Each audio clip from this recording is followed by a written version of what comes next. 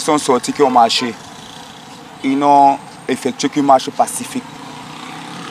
Et je crois que ça devait être réciproque par rapport aux autorités qui étaient sur place, puisque quand la marche est pacifique, l'ampleur de la réaction de l'autorité n'a pas été, comment dire, ça n'a pas été vice-versa. Je suis né devant ce papa, je grandis devant ce papa, je fais des enfants devant ce papa, mes enfants vieillissent devant ce papa, rien de changement.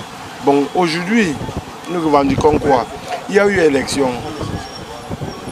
il y a un gagnant. Quand il y a combat, il y a un gagnant, un perdant.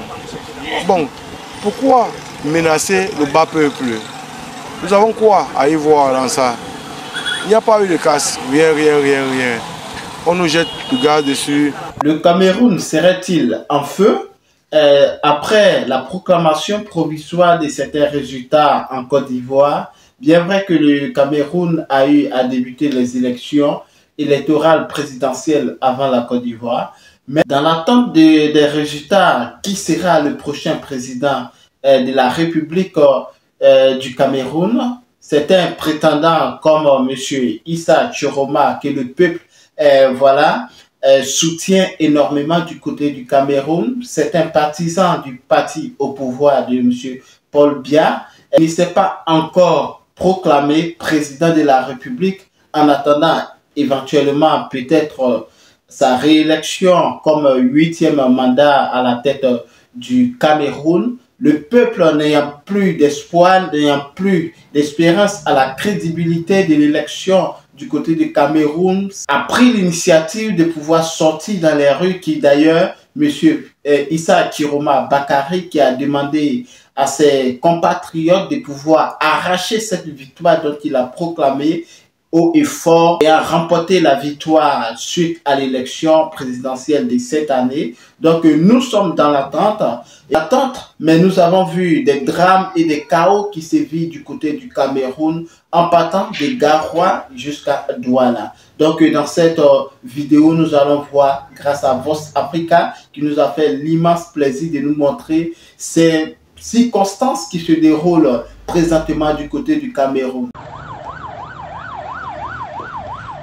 Cette sirène qu'on entend siffler au quartier Bessengue à Douala aura été un bruit coutumier dans la capitale économique du Cameroun en cette journée mouvementée du dimanche 26 octobre 2025 à l'appel de Issa Chiroma Bakary, qui a demandé à ses sympathisants de descendre dans les rues dans toutes les villes du pays afin de revendiquer sa victoire à l'élection présidentielle du 12 octobre dernier.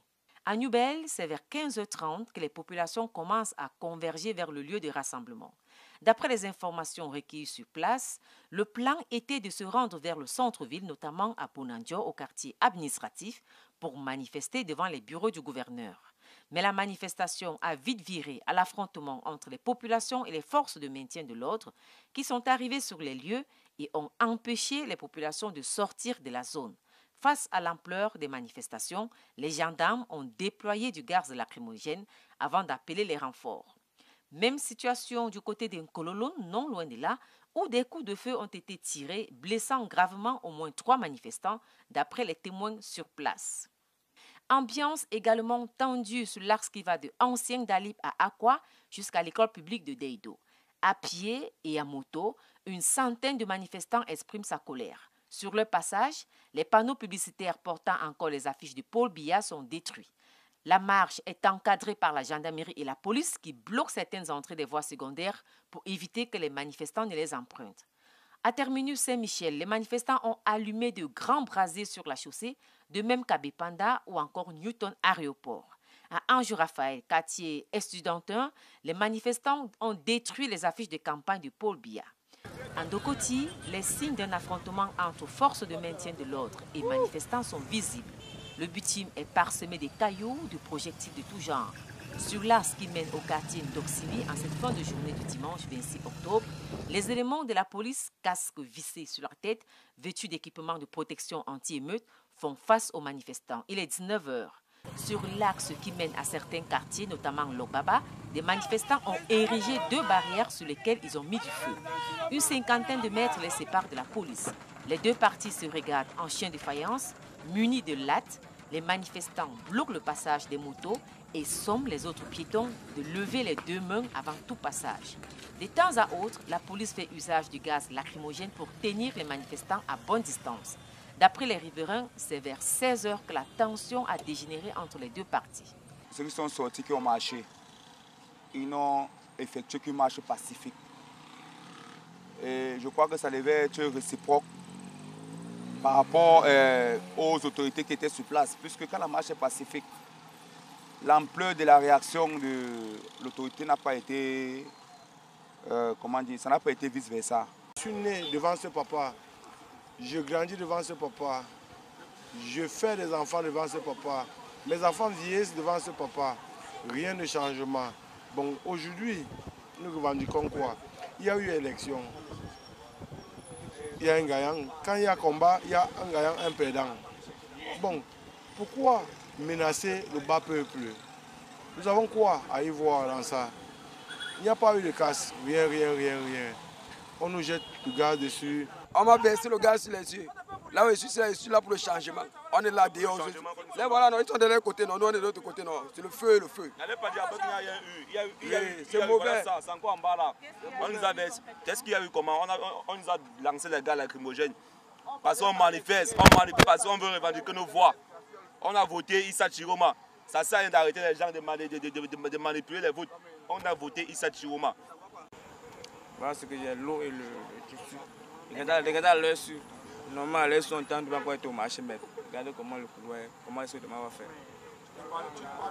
Il y a des jeunes manifestants qui ont allumé du feu, comme vous pouvez le constater là, que la police est en train d'essayer de dégager, d'éteindre. Ils ont allumé le feu en criant « on a voté pour Chiroma, on veut le résultat des urnes ». Mais la police, tout doucement, a réussi à les écarter un peu et essaye d'éteindre le feu qui a été allumé ici. C'est sur le tronçon qui va à Niala, pour ceux qui connaissent bien Dokoti. Cette situation a amené de nombreux vendeurs qui bondent d'habitude ce lieu à cette heure précise, vers 19 h, à fermer les boutiques plus tôt que d'habitude. À ce moment, les choses se sont un peu calmées. Le carrefour, comme vous pouvez le voir, circule sans problème. Mais vous pouvez aussi le constater, à cette heure-ci, normalement, le carrefour est bondé. Il y a beaucoup de voitures, beaucoup de motos, ce qui n'est pas le cas pour le moment. Les carrefours qui étaient barricadés et on ne pouvait pas descendre vers le tunnel, ni aller du côté du palais de la justice, a donc été libéré peu à peu. Et vous pouvez donc voir les voitures qui montent et descendent, ainsi que les quelques motos qui sont encore dehors. La foule est encore là, massée là, tout autour de nous. La police derrière nous, comme vous pouvez le constater, la police anti-émeute est encore bien là avec ses équipements. Et on continue de voir que le gaz lacrymogène est toujours déversé de temps en temps et qui picote énormément de ce côté vers le tunnel de Dokoti. Annie Payep, Eric Dianga depuis Douala pour Vox Africa.